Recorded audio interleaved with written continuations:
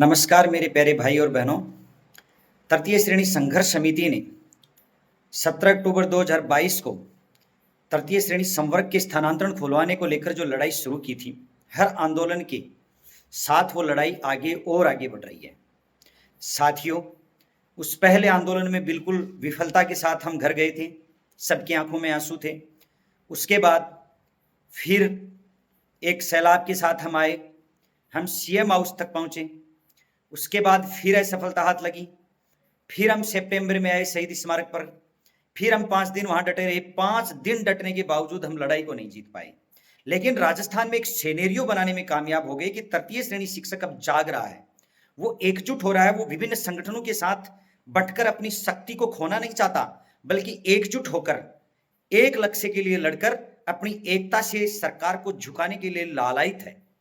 साथियों, इसी तृतीय श्रेणी शिक्षकों की लालसा का परिणाम है कि आज हम शहीद स्मारक पर बहुत बड़ा आंदोलन खड़ा कर पाए, और इस आंदोलन से सरकार को बैकफुट पे जाना पड़ा। शिक्षा मंत्री जो ये कहता था कि तृतीय श्रेणी शिक्षकों के तो स्थानांतरण हो ही नहीं सकते, उसे ये मानना पड़ा कि तृतीय श्रेणी शिक्षकों के स्थानांतरण होते हैं, मैं उनके खिलाफ विवादित टिप्पणी नहीं करूंगा और नीति बनाकर उनके स्थानांतरण बहुत जल्द कर दूंगा। उसे एक डेडलाइन पे आना पड़ा।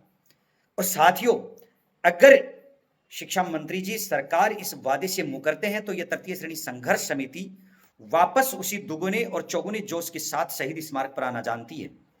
साथियों, आपको आज से अभी से आने वाले महाआंदोलन के लिए तैयारी करनी है। ब्लॉक स्तर पर, जिला स्तर पर अधिक से अधिक साथियों को जागरूक करके जो साथी इस बार नहीं आए उनको लाने का प्रयास करना है। अगले महाआंदोलन के लिए हमारा टारगेट है कि कम से कम 30,000 शिक्षकों की भीड़ हमें शहीद स्मारक पर लेकर चलनी है।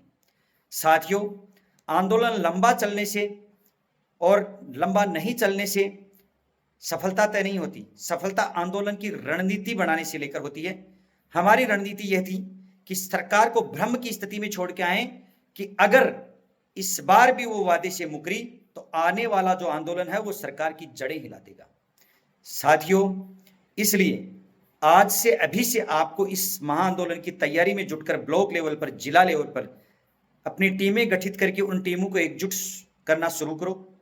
परिवार वालों को मनाओ। आपने देखा होगा कि 17 अक्टूबर के आंदोलन से लेकर आज तक मैंने हर आंदोलन में अपने परिवार को लेकर आया हूं। अगर आप भी ऐसा मन में निश्चित रूप से ठान लें कि मैं निश्चित रूप से 2 दिन आंदोलन में जाऊंगा और निश्चित रूप से मैं आंदोलन में रुकूंगा और परिवार को लेकर जाऊंगा, तो हमारी संख्या 30,000 पहुंचना कोई बड़ी बात नहीं है। साथियों, आजादी की लड़ाई में भी हमें बहुत सारे आंदोलन करने पड़े, तब जाकर 90 साल में आजादी मिली थी। आप ये मत माने कि एक आंदोलन से सफलता मिल जाएगी, लेकिन मेरा विश्वास रखें, जिस प्रकार के शांतिपूर्ण आंदोलन हम करते जा रहे हैं, आंदोलन की हम उसकी जो क्वांटिटी है वो बढ़ाएंगे, बार बार आंदोलन करेंगे, और बार बार आंदोलन होने से सरकार बैकफुट पे जाएगी। सरकार के खिलाफ एक जन भावना बनेगी कि ये सरकार कर्मचारी हितैषी नहीं है, ये कर्मचारियों की बात सुनती नहीं है, ये कर्मचारियों को परेशान करती है। ये सिनेरियो एक बन जाएगा, तब सरकार को निश्चित रूप से बैकफुट पर आकर अपना काम करना होगा। साथियों, मैं अपनी बात इस व्हाट्सएप चैनल के माध्यम से रखता हूं। इस चैनल को आप अधिक से अधिक फॉलो करें ताकि मुझे बहुत सारे ग्रुपों में मैसेज नहीं डालने पड़े, और बहुत सारे ग्रुपों में मैसेज डालना बहुत श्रम साध्य होता है। तो इतना सा मैं आप सबसे रिक्वेस्ट करता हूं, इसको आप फॉलो कर लें ताकि मैं एक जगह बात रखते ही आप सबके पास मेरी सूचनाएं पहुंच जाएं। और साथियों, आप बिना समय गंवाए पूर्ण उत्साह के साथ, पूर्ण जोश के साथ में आज से ही आंदोलन की तैयारी शुरू कर दें।